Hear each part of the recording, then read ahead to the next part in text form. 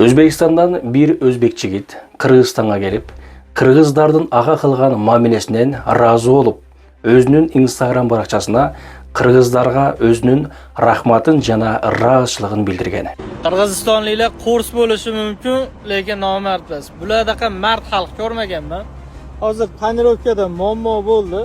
Qirg'iziston qonunlariga ko'ra boshqa davlat fuqarolari tonirovka bilan ruxsatnomasi qo'lga tushsa, mashina shtrafnoy stoyankaga kirgiziladi. Bu holatni ko'rganman. Ikkita qirg'izistonlik akamiz kelib, "Meni nomimga yozdirur" deyapti. Mana shu mashina parkovkaga kirmasin deyapti. Shunaqasini ko'rganmisizlar?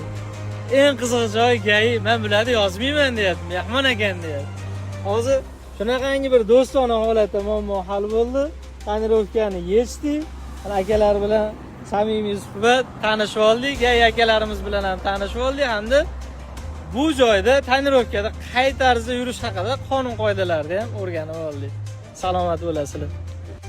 Өзүңүздөр бул видеодо байкагандай, бул тууганыбыз бул мыйзам тууралуу билген эмес.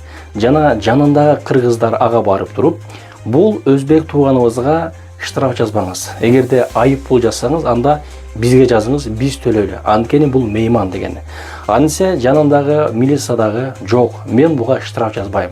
Мен муну кечирдим. Анткени бул мейман деп жөнөкөй эл дагы айткан, жана милиция дагы айткан. Москвада таксопарктар көп, бирок татыктуулары аз. Биз сиздерге эң татыктуу болгон таксопартты сунуштайбыз. Белес парк. Таксопарктын проценти болгону 1%. Бул парктын эң өзгөчөлүгү электронный путеводителдерин өздөрүнүн айдоочуларына берип жатат. Сиз дагы парковой самозанятый болуп Белес паркта иштесеңиз, анда сизге дагы электронный путеводителдерди берет. Баса путеводитель алсаңыз 2%, без путеводитель 1%. Таксиге керектүү бүт документтерге жардам берет. Кисарт жана башка документтер. Андыктан келиңиздер, иштешели. Жана ушул нерселерди көргөн өзбек жигит жөн гана туруп калбастан өзүнүн рахматын айтып, өзүнүн ыраазычылыгын айтып, өзүнүн баракчасына жайгаштырган. Qirg'izistondagi bu muammo shunaqangi jonga tegdi. Har bitta sayohatchimiz bilan aynan shu muammo bo'lyapti. Hozir qaysi muammoligini sayohatchimiz o'zidan eshitamiz. Aka, bitta muammo bo'ldi. Bu muammo biz siz bilan 2 kunga dago o'rganamiz. 2 kunga emas, iloji bo'lsa 1 haftaga dago o'qish kerak ekan. Ana o'shanda haqqiga dam bo'ladi. Hozir demak muammo faqat vaqtda. Xuddi shunaqa. Agar iloji bo'lsa vaqtini to'g'rilab 1 haftaga kelgani ma'qul. Qanaqa ham chiroyli bu Qirg'iziston. Kelgan odamni ketkisi kelmayapti, o'tirishlari. Aka, aytayapman. Aniq bunaqasini ko'rmagansiz. Bitta baho bering. Shunaqa qirg'iz uylariga kiryapsiz.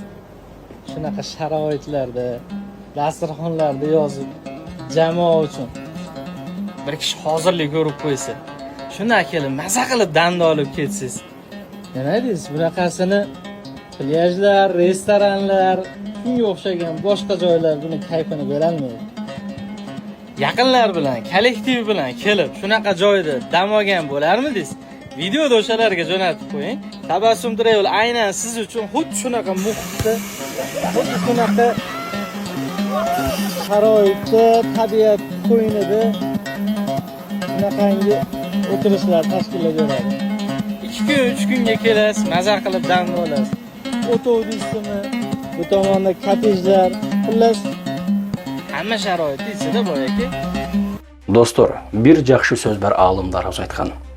Адамга рахмат айта албаган инсан Аллах Таалага дагы рахмат айта албайт деп.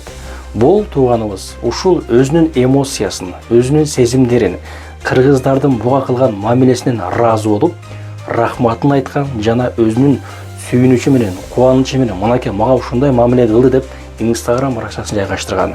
Мына ушундай болуш керек деп ойлойм. Сен кайсыл өлкөгө барба, ошол жактын жакшы тараптарын көрсөтүшүң керек. Мындан 1 ай мурун дагы бир өзбек тууганыбыздын биздин ажообуз президентибиз Садыр Жапаров тууралуу айткан видеосу өтө сонун болуп талкуу жараткан. Ал видеого дагы бир назар буруңуздар. Qirg'iziston prezidenti Sadir Japarovni qilgan ishini ko'ringlar. Qirg'iziston davlat rahbari Sadir Japarov farosatiga 5 baho bersak to'g'ri bo'ladi. Chunki shu davlat rahbarlari kelib turadigan joyga har biri shu davlatning bayrog'ini yerga yopishtirib qo'yilgan. Shunga bu Sadir Japarov farosati ishlab o'zini davlat bayrog'i oyog'ini ostida yotmasligi uchun Qirg'iziston bayrog'ini yerdan shilib olib, cho'nchagiga solib qo'yganini ko'rishingiz mumkin. O'zingizlar ko'rdinglar. Молодец, respekt shu prezidentga. Qaranglar, prezidentlarni davlatlarning bayrog'ini yerga yopishtirib qo'ygan, shu yerda prezidentlar turish kerak degan. Qirg'izistonning bayrog'ini olib yerda yotgan, yopishtirib qo'yilganini olib cho'ntagiga solib oldi. Respekt. Qirg'iziston prezidenti haqiqiy patriot o'zini millatiga, o'zini xalqiga. Alloh rozi bo'lsin. Qirg'iz tug'anlar hammaga yaxshi kayfiyat. O'zbekiston, Qirg'iziston hamisha birga olg'a. Урматтуу достор, дал ушинтип бири-бирибизге сый урматыбыз ашып жүрө берсин дейбиз. Бар болуңуздар, аман болуңуздар.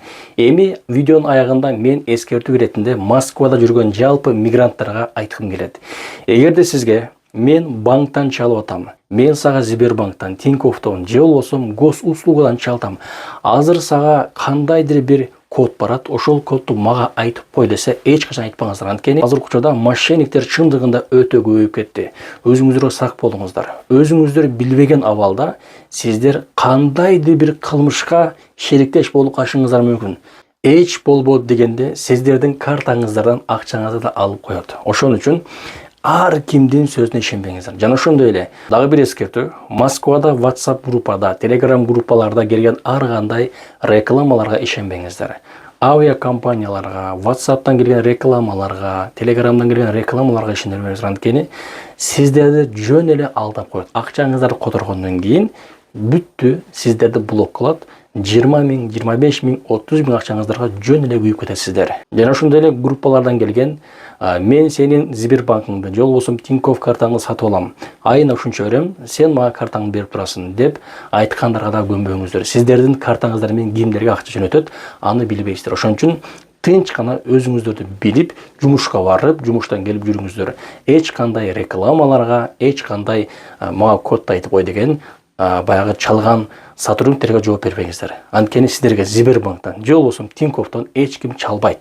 Өзүңүзгө сак болуңуздар. Урматтуу Москва шаарынын мекендештер, эгерде мыкты стоматолог изеп аткан болсоңуздар, анда барыңызга Курманбек ага сунуштайбыз. Туугандар, өзүм ар дайым ушул жерге келип тиштериме кам көрөм. Туугандар, барыңыздар, келиңиздер. Эгерде YouTube каналдан мен атыман келсеңиздер, барыңыздарга өтө сонун скидка берет. Туугандар, метро электрозаводка жайгашкан. Түбүндө телефон номерлерге жазып, адрес турап, тактап, бош күнүнө келе бериңиздер, туугандар. Москвада эң процент аз парк бул Белес паркы. Болгону 1%. Белес паркка кошулуп, самозанятый болуп иштесеңиз болот. Таксиге керектүү бүт документтерге жардам берет. Хисарт жана башка документтер.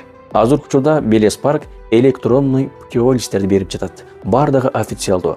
Коркпостон алсаңыздар болот, юристтер менен чогуу иштешип жатат. Андыктан барыңыздар, Белес паркка кошулуп иштесеңиздер болот. Эң ишеничтүү жана проценти болгону 1%.